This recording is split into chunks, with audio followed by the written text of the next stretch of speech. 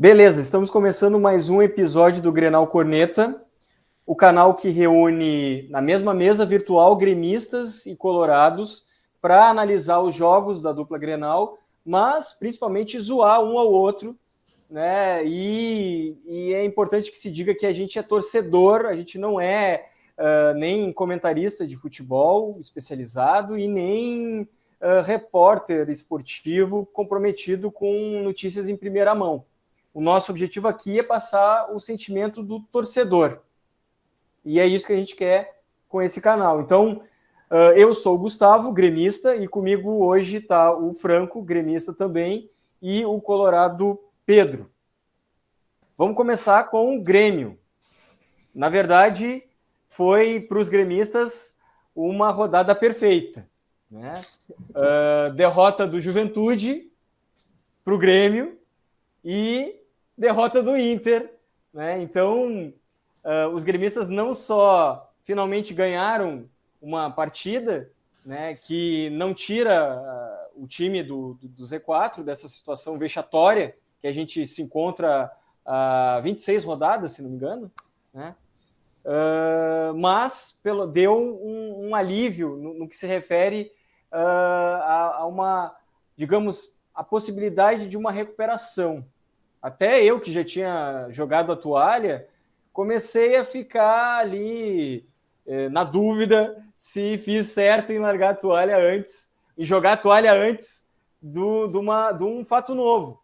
O fato novo é a chegada do Mancini, né, o novo técnico do Grêmio, Wagner Mancini, que foi jogador, foi meia do Grêmio na década de 90, e tem tido bons trabalhos recentes na recuperação de times, principalmente de 2019 para cá, de 2020 para cá, que foram emblemáticos. Assim, o ano passado o Corinthians, o Mancini assumiu o Corinthians quando o Corinthians estava no Z4 e conseguiu, aos poucos, tirar o Corinthians de lá num período da tabela parecido com o que a gente vive hoje, embora tendo mais rodadas para tirar o Corinthians de lá.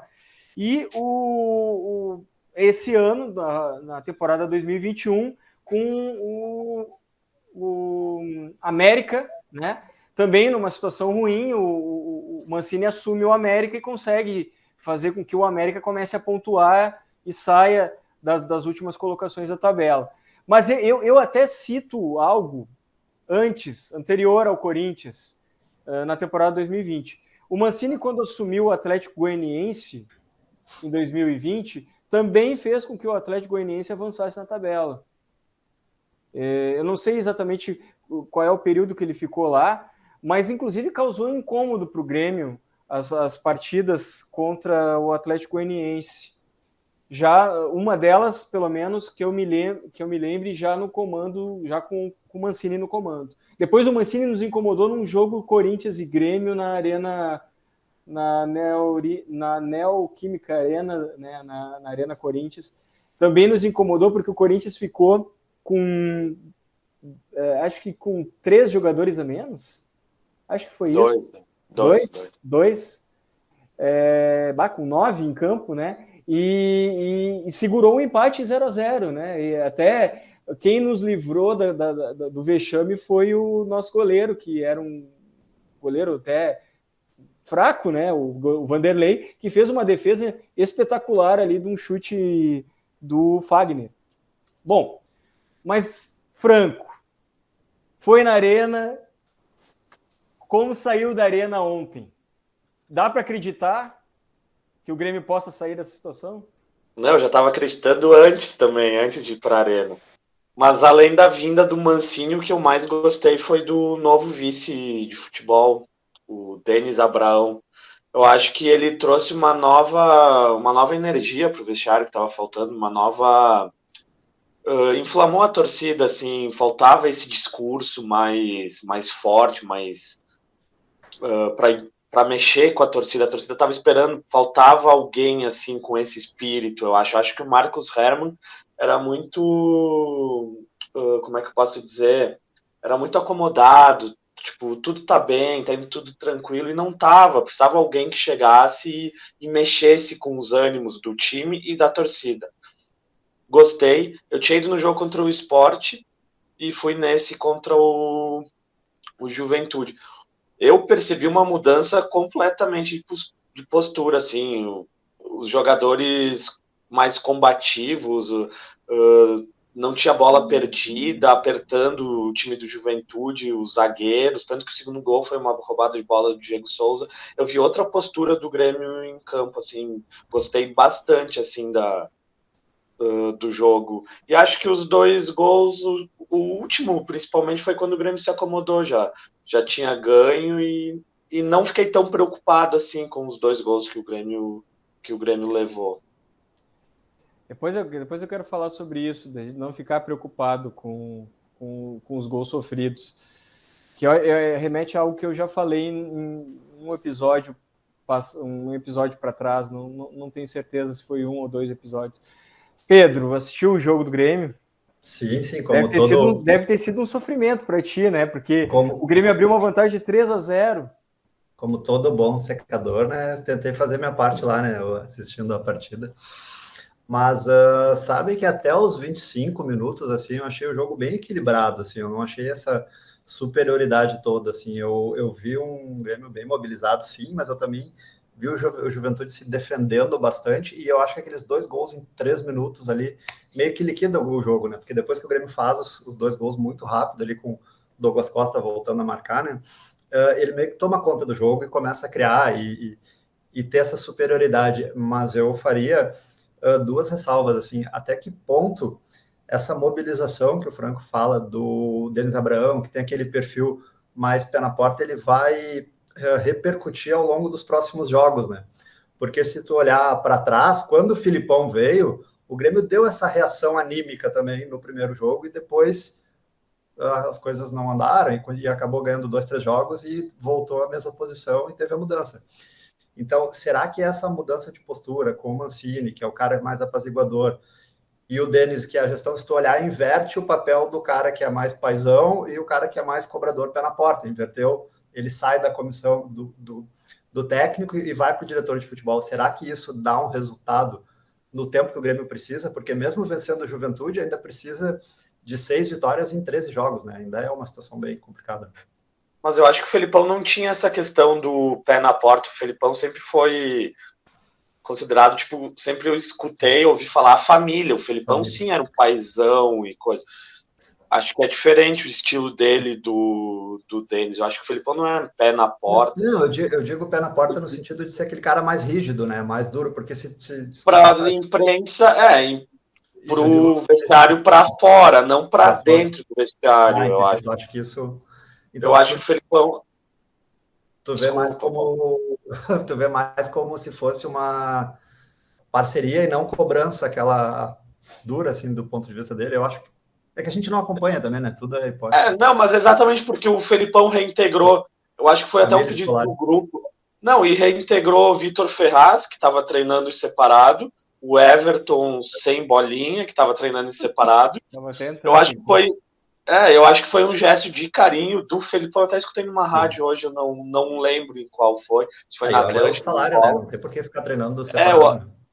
Eu acho que ele reintegrou como uma forma de carinho pro grupo. Ó, tô aqui fazendo o que vocês querem, vamos. Agora vocês joguem, resolvam jogar. Mas não surtiu efeito. E eu discordo um pouco com o Pedro no que se refere a digamos, arrancadas parecidas. O Filipão, o Luiz Felipe chegou num momento, pegou um Grenal, inclusive, foi o primeiro jogo. Foi um jogo assim que o Grêmio empatou, ficou no 0-0, não marcou, mas se defendeu bastante até. O Inter era o favorito, porque o Grêmio já estava em crise de resultado, e não convenceu. O jogo do Grenal, inclusive pela crônica esportiva, foi criticado, foi um jogo ruim, de ambas as partes. Assim, foi um jogo... um jogo ruim para o Inter como para o Grêmio. E no caso do Grêmio, foi uma façanha ele ter segurado o resultado, né? Porque o Inter realmente era favorito naquele Grenal. Era o Grenal para vocês ganharem. Vocês não ganharam. Sim. Aí, agora, o Grenal com o Mancini, não sei se vai ser facilzinho, assim, sabe? Até porque... Facilzinho em que sentido, assim? Explica, desenvolve melhor essa linha de raciocínio.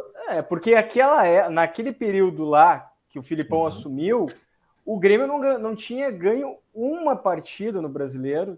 De 8 partidas jogadas, ele tinha 2 pontos, né? Tinha 2 empates. Estava numa crise de resultado que é muito maior do que a que ele está hoje, né? E agora? Agora, com o Mancini, vai ter uma reorganização diferente. E o Mancini quer um time ofensivo, né? O Filipão queria um time mais reativo, mais preocupado com a defesa do que com o ataque. E isso nos prejudicou. Entra no que o Franco falou. Os 2 gols de ontem não fez tanta diferença, porque o Grêmio tinha feito gol. E eu tinha dito há episódios atrás, o Grêmio até pode levar, mas ele tem que fazer, e ele não está fazendo gol. O time que não faz gol não evolui. E foi por isso que eu disse que larguei a toalha. Porque se não marcar gol, não evolui, não adianta, não vai ter outro caminho que não a Série B. Pedro, só na ficha 1 aí primeiro. O Gustavo fez uma linha de raciocínio interessante, projetando já o clássico Grenal com a vitória. Então, baseado nesse elemento, você acha que a partir de um jogo contra o Juventude, tu já pode decretar que agora o Grêmio reagiu e já está disputando de igual para igual com o Inter o Grenal, porque tu disse que não vai ter essa facilidade toda. Só que eu acho que, olhando esses 2 momentos, a gente esquece 2 coisas. Naquele Grenal, o Inter também vinha num momento de oscilação diferente de hoje, onde está, apesar de ter perdido para o Palmeiras no último jogo, está com uma campanha mais consolidada, se reorganizou tanto defensiva como ofensivamente. É um time mais equilibrado, que naquele Grenal não era. E eu acho que as 2 estreias têm uma pequena diferença. O Filipão não ganhou, não fez gol, não levou. E com o Mancini, o Grêmio ganhou, fez 3 gols, e apesar dos 2 que levou. Essa é a linha de raciocínio, que são estreias melhores, certo? Sim. A gente só esquece um detalhe, aí eu passo para o Franco. Qual é o detalhe que a gente esquece? Que o adversário tem muita diferença, né? Ou não, são da mesma linha de adversários. Não, tu tem razão. Só uma coisa, eu não decretei a vitória do Grêmio. Não, mas tu disse que não vai ser aquela molezinha. Eu disse que o Grêmio, naquele Grenal, estava pior do que ele está agora. Mas o Inter segue sendo, e é importante isso, o Inter segue sendo o favorito para o próximo Grenal. Não, hoje sim. Sem dúvida alguma, por causa das goleadas, por causa da posição na tabela, por causa do time que está mais encaixado, né? Sem dúvida alguma. Isso é indiscutível. Só que o Grêmio não vai ter o mesmo Grêmio que pegou naquela oportunidade, porque naquela oportunidade o Grêmio estava, sim, em crise muito maior do que a do Inter, né? Mas agora não está mais em crise, acabou a crise. Continua, mas não é o mesmo, não vai pegar o mesmo Grêmio, não vai pegar o mesmo Grêmio. Até porque tem o Raio agora. O Inter, sem dúvida alguma, é o favorito, e a gente sabe o que acontece com o favorito em Grenal. Franco.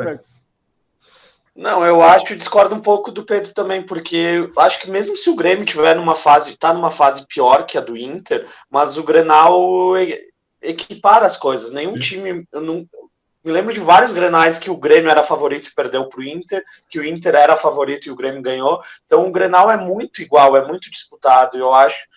E a postura, não é que eu falei que o Grêmio saiu da crise e jogou muito melhor que o Juventude, eu estou falando da postura da equipe dentro de campo. Sim. Diego Souza correndo, Jean-Pierre dando carrinho. Essa postura que eu vi que foi diferente dos outros jogos. Então essa é a esperança que me passa.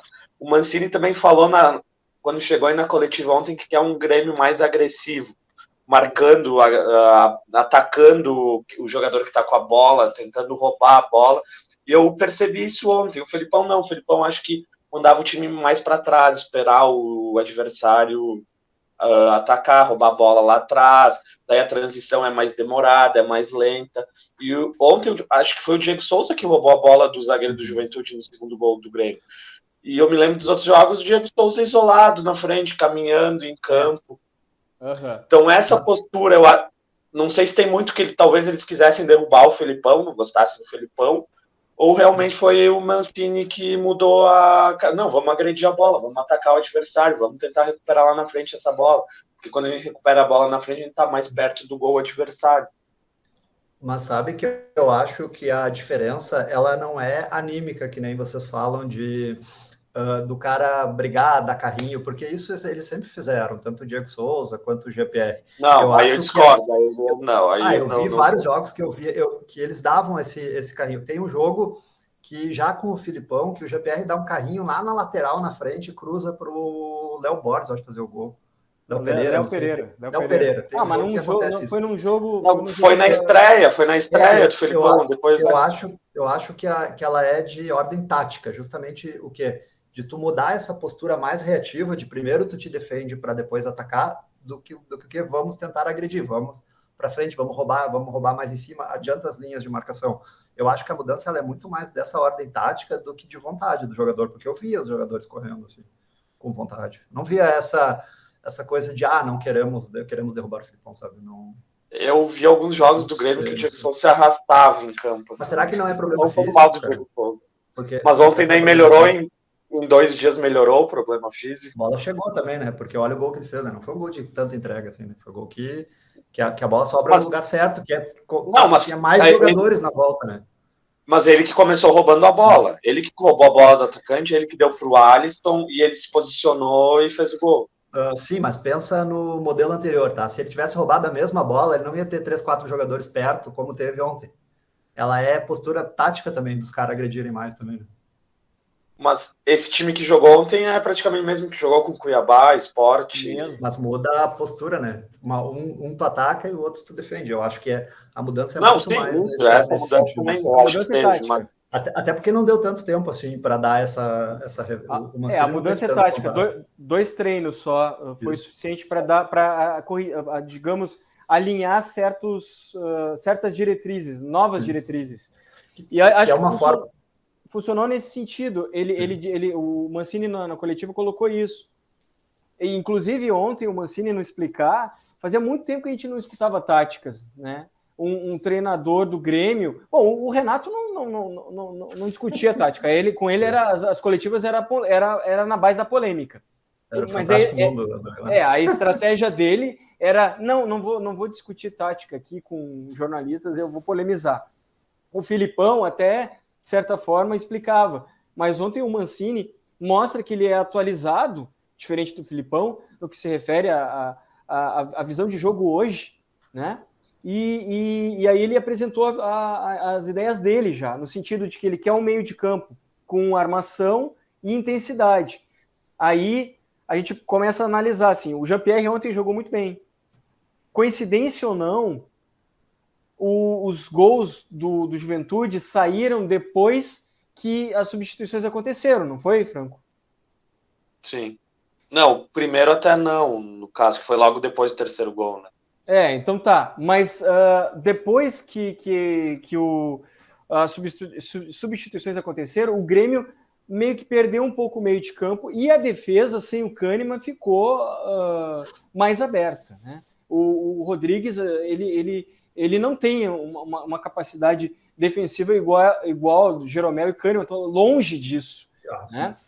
E o Kahneman deu a vida no primeiro tempo. Eu vi o Kahneman correr e roubar a bola no meio de campo e não vi jogo equilibrado no primeiro tempo.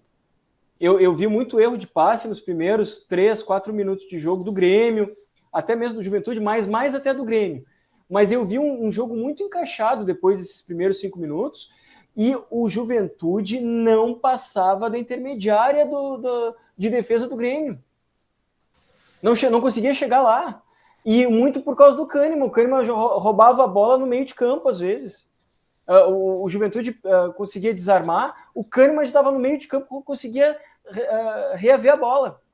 E o GPR, ele não tem intensidade, mas ontem ele foi um excelente armador. Ficou muito com a bola, prendia a bola enquanto os outros se reposicionavam. Inclusive, eu acho que o Diego Souza participou mais do jogo por causa disso também. Tocou num ponto interessante, assim, será que a gente vai encontrar pela primeira vez um treinador do Grêmio nos últimos 2, 3 anos que vai conseguir aproveitar essa característica do GPR, que é a qualidade, porque ele não tem essa entrega tática que se exige dele.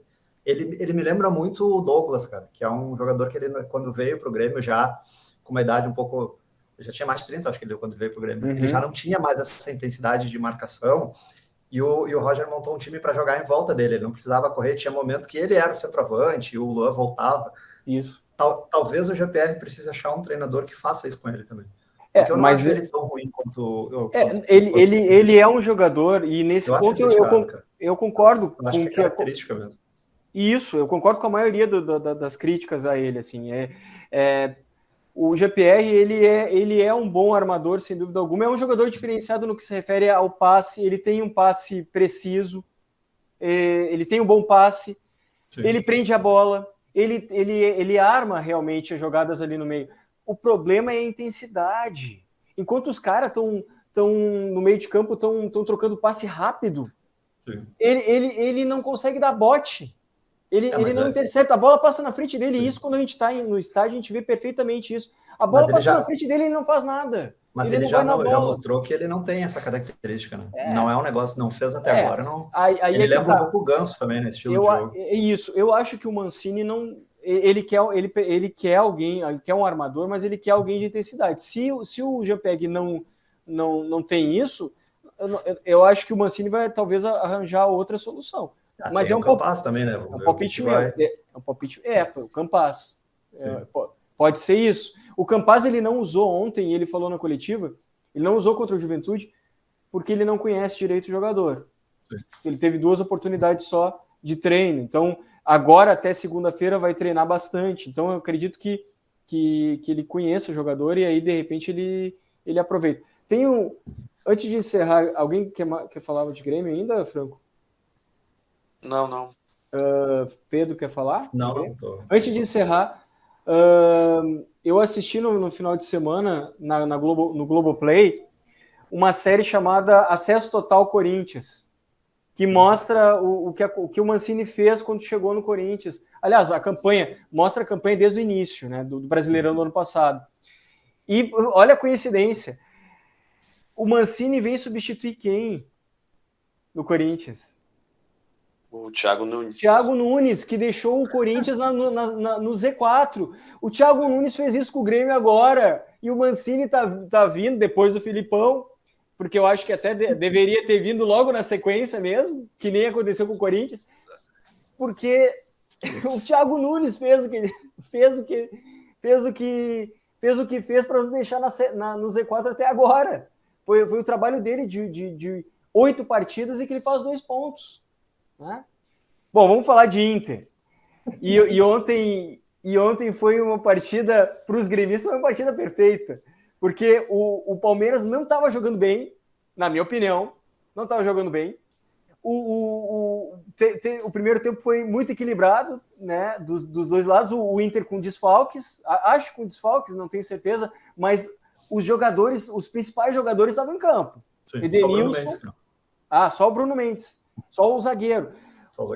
O Edenilson, a zaga da seleção, o meio-campo da seleção, segundo o Marcos, né? E o Tais estava em campo também. O Yuri Alberto, o goleador do Brasileirão, o artilheiro.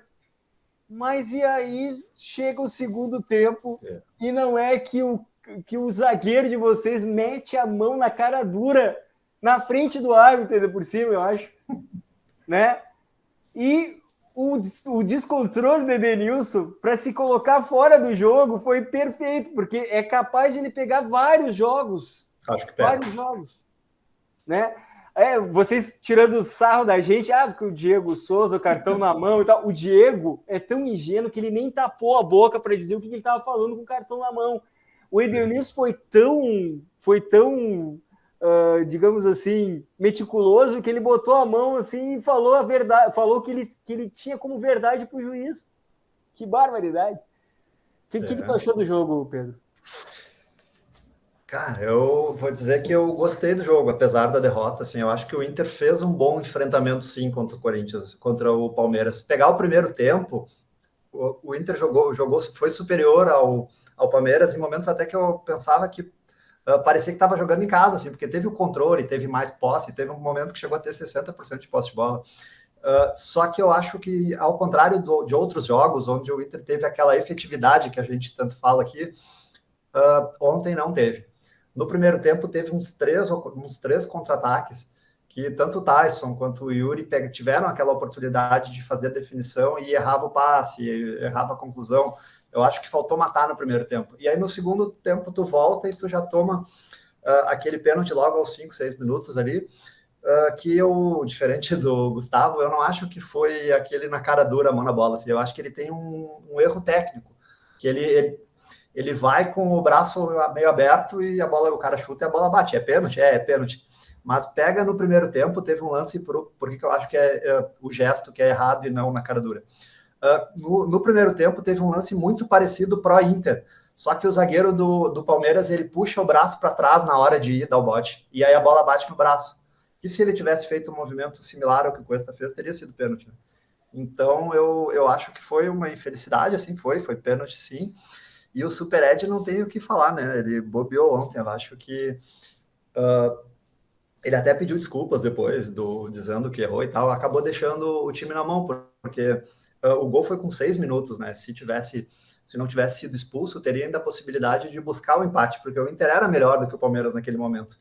E depois, com um a menos, ficou difícil, assim, porque já é ruim de fazer o enfrentamento contra o Palmeiras lá, imagina com um a menos, né? Até o Aguirre fez algumas mudanças, tentou buscar, mas eu acho que quem entrou, o Palácios, o Maurício, eles não conseguiram também dar aquela intensidade suficiente para agredir o Inter. Eu acho que no segundo tempo não conseguiu agredir o Palmeiras, né? Que é uma boa equipe. Né? Assistiu o jogo, Franco, ou pelo menos os melhores momentos? Eu estava na arena, tava ali no entorno e escutei uma gritaria. Eu disse, sair gol, suspeitei gol do Palmeiras. Só que logo depois escutei outra gritaria. Eu disse, 2-0 Palmeiras. Era expulsão. E na sequência uma terceira gritaria. Então, daí depois eu fui ver, foi o pênalti, a expulsão e o gol. Eu achei que foi pênalti. Sim. E daí acabei não acompanhando, assim, só o pessoal comentando, assim, entrando na arena, o pessoal comentando, não, tá ainda, quem tava no cadinho, a gente perguntava, quanto que tá o Inter? Não, tá indo 1-0 Palmeiras, e Denilson expulso, essas coisas.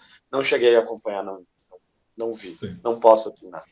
Mas o que eu acho, eu acho que o Inter joga muito melhor fora de casa, contra esses adversários grandes, assim, do que eu acho que encontra muito mais dificuldade de jogar em casa. Até sim. Pela postura do time, ó. Se bem que goleou nas últimas rodadas, então tudo que eu falei agora...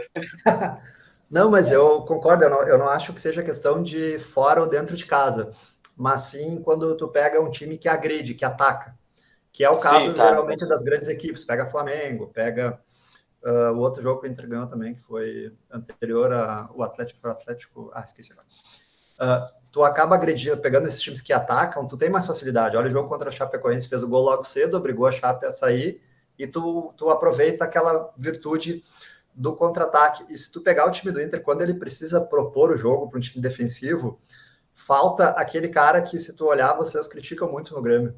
O Inter não tem um armador. E sobre certo aspecto, o Jean-Pierre é um cara...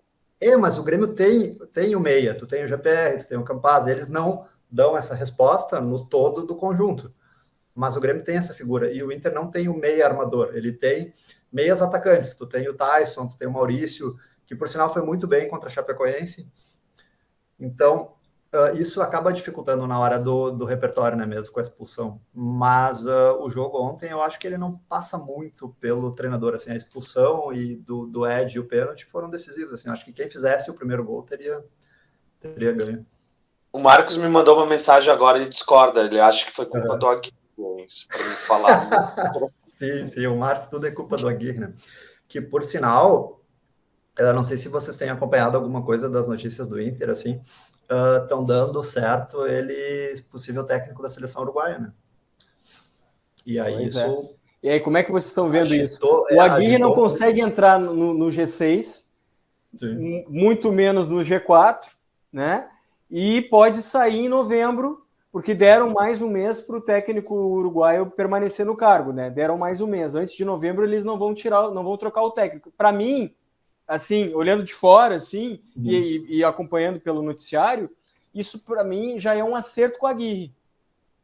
Para mim, ele pediu um tempo a mais para ele largar o Inter, de repente tentar largar o Inter numa situação melhor na tabela, para cumprir pelo menos um objetivo, que foi vir para cá, recuperar o Inter, né? Porque vai recuperar, independente de entrar no G6 ou não, porque o Inter começou muito mal o campeonato. Mas a recuperação melhor seria colocar o Inter no G6 ou no G4, para ter vaga direta para Libertadores. Então, para mim, já é uma...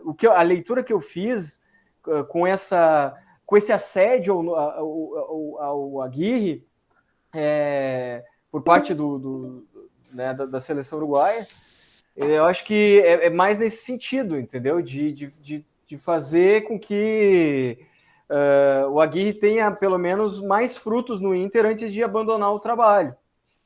E aí, se isso vier a acontecer, o que vai ser do Inter? Eu concordo com essa tua impressão, assim, eu também acho que já é um pré-acerto, assim, eu fico bem, como colorado, assim, bem triste, assim, porque eu acho que o trabalho estava, assim, caminhando muito bem, assim, ele fez uma boa recuperação e comparando o trabalho dele com o de 2015, onde a gente criticou muito a questão da preparação física, essa composição com o Paixão, a gente não vê isso mais, a gente vê o time dedicado, intenso e fisicamente muito bem. Então, eu penso que seria bem interessante, por isso eu digo que eu fico chateado, que ele terminasse a temporada, colocasse o Inter na Libertadores, que eu acho que é uma tendência, apesar da vitória derrota contra o Palmeiras, e iniciasse uma temporada completa, já com essa boa base desse ano e fazendo o link aquele que a gente esperava que o Abel fizesse nessa última temporada. Então, eu vejo a saída muito ruim no sentido de interromper o trabalho. Só que, ao mesmo tempo, a gente tem que pensar no lado do profissional, né? E, cara, é a seleção uruguaia, né? Qual é o treinador uruguaio que vai dizer não para a seleção uruguaia? Mas esse é o torcedor racional. Não, mas o torcedor do Inter não vai ver isso com bons olhos, não vai ver isso. Ainda mais se o Aguirre não conseguiu colocar vocês até a saída, se sair de fato, não colocar vocês no G6. O G6 está perto. O G6 está perto. Mas no G4, entendeu? Mas sabe que eu não acho que o G4 porque aí, o G6 é pré-Libertadores. Vocês vão passar por aqueles jogos angustiantes ali, 2, 3 jogos angustiantes.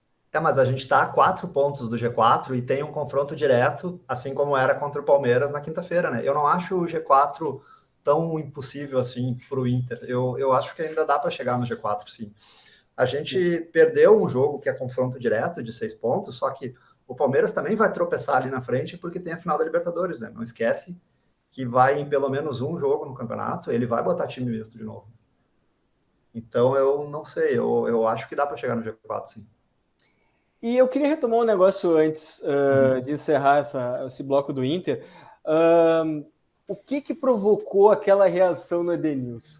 Porque, assim, hoje durante o dia, escutando as conversas em torno da rodada e tudo mais, nos programas de rádio, lembraram que o Galhardo, quando voltou da seleção, também voltou cheio, com mais marra do que ele já tinha, e não apresentando até tanto resultado, né? Houve um declínio ali do Galhardo, até porque coincidiu com aquela vinda do Abel, eu acho, e aí ele também não foi aproveitado da mesma forma como ele vinha sendo aproveitado pelo Cudê.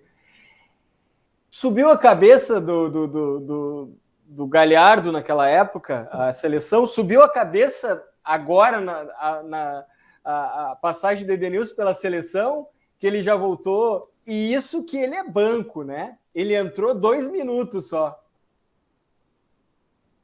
Eu não vou nessa linha do seleção, assim. Eu também assisti alguns programas esportivos, assim, e vi muita gente embarcando nessa linha do seleção, fez voltar diferente e tal.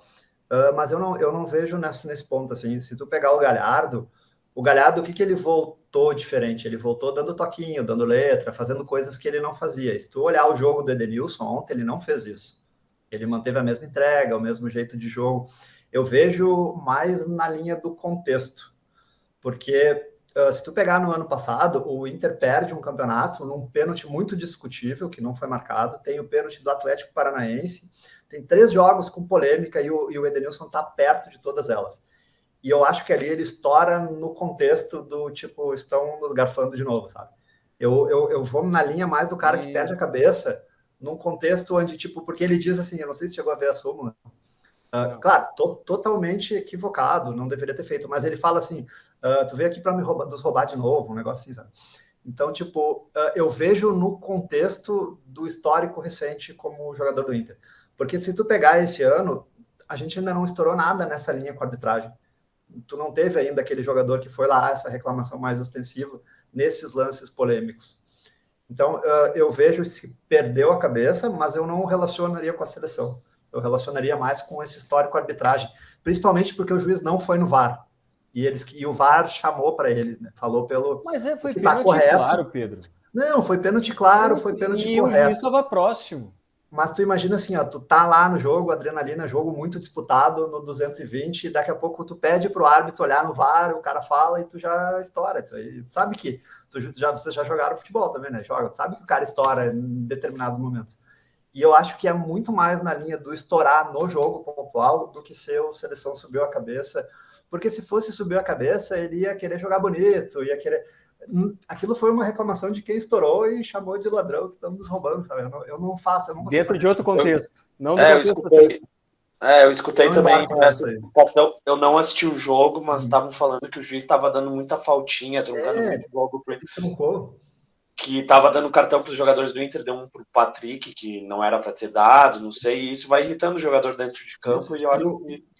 Tem um lance com o Veiga, que ele meio que força a queda e ele dá cartão para o Inter. O jogo foi todo truncado, então eu vejo mais no contexto do jogo e estourou e falou besteira. Não vejo. Que o Davidson entrou fazendo... Sim. Catimba o jogo inteiro e cair, jogar. O Dourado também, eu achei que eles iam expulsar o Dourado, porque ele se enrosca numa lateral lá, o Dourado empurra ele e sai trançando com o pé, né? Eu achei até que ele ia rolar o VAR ia chamar ali, né? Aproveitando, então, esses lances polêmicos aí do jogo do Inter, com quem que tu ficou pistola? Eu fiquei pistola com o Super Ed, né? Porque um cara da experiência dele, não, por mais que a gente entenda que estoure, ele não pode estourar num jogo desse, né? Porque foi determinante para o resultado, né? Porque se tu tinha muito tempo, não é um pênalti aos 45 do segundo tempo que tu pode ainda, não tem como recuperar, tu tinha mais 45 minutos ainda para recuperar, né? Eu acho que deixou o time na mão, o Super Ed. Franco, teve algum jogador que ficou pistola ontem? Ou técnico? Não, hoje até que enfim eu não fiquei pistola com ninguém, tô bem tranquilo, tô feliz. Tudo certo na arena, então agora vai. Na arena tá tudo certo. Vamos retomar o caminho das vitórias. Eu também não fiquei pistola com ninguém, assim. Até o meu jogador preferido, que eu fico pistola, jogou razoavelmente bem ontem, que foi o Jean-Pierre. Tem que reconhecer que o Jean-Pierre ontem jogou bem. Essa partida contra o Juventude ele jogou bem mesmo, assim, dentro do que ele pode oferecer e contribuiu bastante. Teve saldo positivo no jogo Palmeiras e Inter, Pedro? Acho que sim, acho que o saldo positivo é que o Inter não faltou vontade. Eu acho que fez um bom enfrentamento, apesar de ter perdido.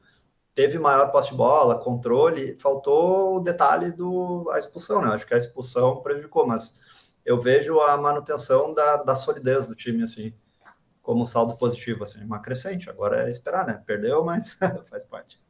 Saldo positivo, Grêmio e Juventude, Franco. A vitória, os 3 pontos, a retomada da confiança, espero. E dentro de campo? A postura, achei a postura, mas achei que o Grêmio teve uma melhor postura assim nesse jogo. Foi mais combativo. O meu saldo positivo é parecido com o do Franco. Acho que a postura, dentro de campo a postura mudou, e aí eu elenco alguns saldos positivos assim entre os jogadores. Acho que o Douglas Costa fazer o segundo gol, né, que está empatado com o Tyson aí, né, nesse Grenal de contratações célebres da dupla, né? O Alisson foi o meu saldo positivo, o maior saldo positivo, porque foi o jogador de maior entrega, participou dos 3 gols do Grêmio. E acho que colocaria também no saldo positivo o Diego Souza, claro, o Diego Souza, que já estava aposentado pela ala colorada dos nossos episódios aqui do nosso canal. Fez o gol e teve uma participação elevada ontem no jogo. Mostrando que ele é um bom centroavante, que ele continua sendo um bom centroavante, e que talvez ele não tenha apresentado em campo mesmo que em outras temporadas, por causa da situação do Grêmio. Peraí, uma questãozinha assim, ó. Aonde que a ala colorada falou que o Diego Souza tá aposentado? A gente não falou isso não, hein? Como é que é aquela história como é que é da narrativa inventada? Eu acho que quem criou a narrativa nesse episódio é o lado gremista, né? Porque eu concordo com o Gustavo. A gente disse que não tinha como comparar os dois jogadores naquele momento em termos de qualidade, não que ele estava aposentado, né? Olha bem. Ontem teve Diego Souza e teve gol do Diego Souza. Ser o melhor centroavante do Brasil. Ontem teve o gol do Diego Souza e não teve gol do Yuri Alberto. Cadê o Marcos nessa hora que não vem ajudar a gente aí nesse... E o Yuri Alberto só faz gol quando o jogo já está decidido, não faz gol importante. Será? Bom, fez 3 contra o Flamengo. O jogo do Flamengo foi fora da curva. Assim como... Bom, vamos seguir. Gol para emoldurar. Antes a gente vai fazer o gol para emoldurar. Gol para emoldurar, Franco. Acho que o terceiro gol do Grêmio foi bonito. Foi o gol com uma construção maior, né? Aliás, e o pênalti do Palmeiras super bem batido também. Fazia tempo que bateu bem mesmo. Não deu nem chance. Se bem que não adiantava muito, porque o Lomba não pega pênalti e faz mais de 2, 3 anos. Ia ter dois goleiros aí que não... Tá difícil. Pressionei com o frio do cara. É importante destacar que os 3 gols do Grêmio ontem não foram de bola parada, né? Assim, reforça mais uma teoria minha aqui, né? Que jogo ruim, tá jogando mal, depende de uma bola parada, ou uma falta boa na entrada da área e bem cobrada, ou um pênalti, né? Então não dependeu da bola parada. O Grêmio ontem não dependeu da bola parada, então isso também entra pro meu salto positivo. Mas vamos seguir. É o gol para emoldurar o terceiro gol que o Franco, o terceiro gol do Grêmio que o Franco elegeu. E o meu gol também para emoldurar foi o terceiro gol pela jogada, o gol de melhor construção em campo ali que o Grêmio demonstrou. Nós temos... Eu posso escolher o gol para emoldurar ou não? Fui cortado assim só porque tu comemorou a vitória do Palmeiras de pênalti, apesar de não gostar de vitória de pênalti, eu não posso escolher um gol para emoldurar também. A gente não fez gol, mas tem. Eu escolho o gol do Marcos Vinícius, do Juventude, aquele primeiro gol que eu achei que foi um gol de dificuldade de conclusão, e tem uma jogada pela direita ali, ele bate no canto do goleiro ali sem chance. Tá bom. Tá bom. Tá bom, não adiantou nada esse gol. Mas é igual... Mas vocês escolheram o gol do Douglas Costa, que não adiantou nada esses dias aí também. Não. Mas foi um golaço. Aí pode. Mas não adiantou nada também, não ganhou. Não adiantou nada mesmo, isso é verdade, não adiantou nada naquela derrota contra o Sport. Bom, tem 3... Saldo de gols é critério de desempate, hein? Verdade. Pois é. Pode ser que Mas nessa hora era um 3-0 que virou 3-2, né?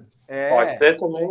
Pro Grêmio ficou ruim ontem essa história do saldo de gols, né? Deveria ter mantido o resultado. Mas enfim, até porque tá precisando de gols aí positivos. Bom, a gente tem 3 jogos aí nos próximos dias, né? A gente tem 2 jogos do Inter e um jogo do Grêmio. Um jogo do Inter atrasado, que é o jogo contra o Bragantino, é isso, né? Isso. Na quinta-feira, Inter e Bragantino no Beira-Rio. Qual é o teu palpite, Pedro? Eu aposto 1-0 pro Inter contra o Bragantino. Franco? Aposto 2-1 Bragantino. Eu vou no 2-1 também, Bragantino. Na sequência, ainda de Inter, tem Internacional e Corinthians no Beira-Rio. Pedro? Eu acho que tá na hora de apagar aquela imagem do jogo do ano passado contra o Corinthians, né? Eu vou apostar 2-0. Acho que tá na hora de terminar. Olha, e foi o Mancini que tirou aquele título de vocês. Foi o Mancini. Não, que tirou foi o árbitro, né? Não o Mancini. Mas eu acho que o árbitro. O Mancini merece. Ou melhor, não foi o árbitro, foi o VAR, né? Porque o juiz deu o pênalti, né? O juiz deu o pênalti. O Mancini merece os 5 milhões só por aquele jogo lá. Não precisa nem tirar o Grêmio do campeonato. Sabe que aquele seriado que eu vi do Acesso Total Corinthians mostrou, o último episódio mostra aquele jogo, né? Eu nem me lembrava daquele pênalti que tinha sido anulado. Mas sabe que a gente chora do pênalti e tal, mas eu não acho que perdeu o campeonato no jogo contra o Corinthians. Eu acho que perdeu teve um gol anulado do Yuri Alberto que eu também não me lembrava. Teve um do Yuri e o do Ed, né? De cabeça também. Isso. É verdade. 2 gols. Mas eu acho que perdeu contra o Sport. Não... Porque se tu ganha do Sport ali, tu vai com 4 pontos pro jogo contra o Flamengo e era outro campeonato, né? Sim. Vai podendo perdendo. Temos o palpite Franco, palpite Inter e Corinthians. Um 0-0 para repetir o jogo do final. Esses estão de sacanagem. Com o gol. É que o Edenilson joga. Mas, cara, o Corinthians não é o Corinthians do ano passado. Não, bem melhor, o time melhorou. O time melhorou. Mas vai atacar, né? Vai atacar. Eu aposto num jogo pegado, assim. Acho que pode dar, sei lá, um 2-2, até um placar mais elástico aí, um 3-2. Mas vou no empate também, mas um empate com gols, 2-2. Na segunda-feira, né, tem Grêmio e Atlético Goianiense, que é um time chato, né? É um time organizado e tal. Acho que o técnico ainda é o... agora me fugiu me fugiu o nome. O Barroca, não é? Isso, o Barroca. Ainda é o Barroca. E organizou bem o Atlético Goianiense. Mas o Atlético Goianiense ele tem perdido muito no seu estádio, lá na sua arena. Qual é o palpite, Franco? 1-0 pro Grêmio. Pedro? O Atlético Goianiense ele está brigando para buscar uma vaga na Sul-Americana, daqui a pouco, quem sabe, até uma vaga na Libertadores, né? Eu acho que é um jogo fundamental para eles ali, de ganhar do penúltimo colocado, né? Então eu acho que 2-1 para o Atlético Goianiense tá de bom tamanho. Eu vou no 2-1 para o Grêmio. Acho que o Grêmio tem que fazer gol e tem que forçar, pode tomar, mas levar gol não pode ser decisivo para inviabilizar o resultado do Grêmio. Bom, chegamos ao final de mais um episódio do Grenal Corneta, né? Então vou rodar a nossa mesa virtual aí para os recados finais. Então, começar hoje com o Franco, vitorioso da rodada. Nós dois, né? Nós dois. Bom, pessoal, espero que tenham curtido. Curtam, comentem, compartilhem. Espero que semana que vem também seja nesse nível o programa, com outra vitória do Grêmio. Pedro? Bom, pessoal, obrigado aí por acompanhar a gente em mais um episódio. E diferente do Franco, eu gostei mais do domingo anterior. Eu achei que foi melhor, assim, domingo de sol, futebol, eu achei melhor do que esse domingo. Esse final de semana não foi tão agradável assim. E vamos ver se o Inter consegue se recuperar no campeonato e o que vai acontecer com esse Grêmio aí. Será que agora vai? Vamos ver, né? Agora vamos ver as próximas rodadas para o Grêmio. Eu acho que eu joguei a toalha no que se refere a uma mudança, mas a mudança veio, né? Então eu vou ter que começar a rever aí as minhas posições. Vou Tem que procurar a acompanhar. toalha, né? Não Pegou vou, a toalha, já pegou a a toalha. toalha, eu ia trazer uma toalha para mostrar aqui, uma toalha do Grêmio. Mas, cara, eu não vou me jogar. Eu não vou me jogar. Eu vou ir nas partidas na arena, como eu fui agora essa contra o Juventude. Mas eu vou acompanhar assim com racionalidade, né? Eu acho que matematicamente é possível. Então acho que dá para a gente acreditar nisso. E dá para a gente acreditar depois da partida de ontem, porque o Grêmio pode apresentar uma ofensividade que eu vinha cobrando antes. E eu disse que tinha largado a toalha porque eu não estava vendo a sua ofensividade que eu vi ontem. Esse é a diferença. Essa é a diferença que pode mudar a minha posição. Mas, enfim, que a gente tenha mais rodadas como essa, com gol do Douglas Costa, do melhor centroavante do Brasil, Diego Souza, né? E com placar elástico para o lado do Grêmio, assim, com gols, fazendo gols. Até mais, pessoal. Até o próximo episódio. Até mais, até a próxima. Valeu.